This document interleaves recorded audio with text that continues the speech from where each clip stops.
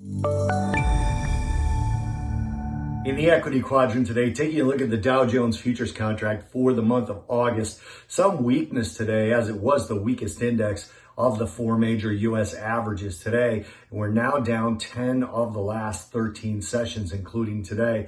33,962 was the high today. That was about 38 basis points higher, so a little bit more than 1/3 of 1% to the upside. 33,764, down about 21 basis points to the downside. Really, we got a higher move to the upside, but we spent most of the day sub unchanged today, really finishing the day down about 0.1%, almost 0.2% when you got down to it. But overall, it was a quiet day. It wasn't really an exciting sell-off. It wasn't really a high volume day. And again, we barely finished the day below the unchanged number, but we did finish in toward the lows today.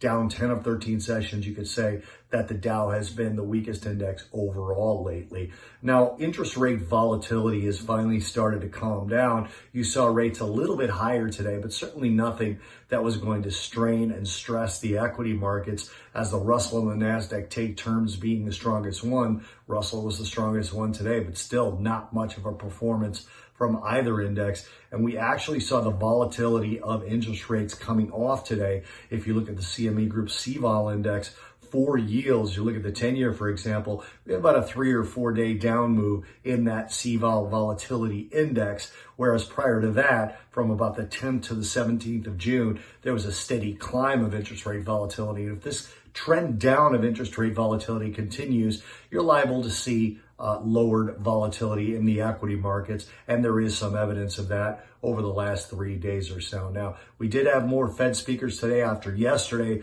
Fed Chair Jerome Powell, went back to his transitory conversation. But today we had Raphael Bostic, we had Michelle Bowman, we had Eric Rosengren from the Boston Fed, and they basically all talked about being a little bit closer. Bostic basically said that the taper conversation is close. So again, confirming that they've already talked about talking about it, but they're not really having the conversation about doing it yet. But Raphael Bostic, Atlanta Fed president, did confirm that the conversation for tapering is close at hand.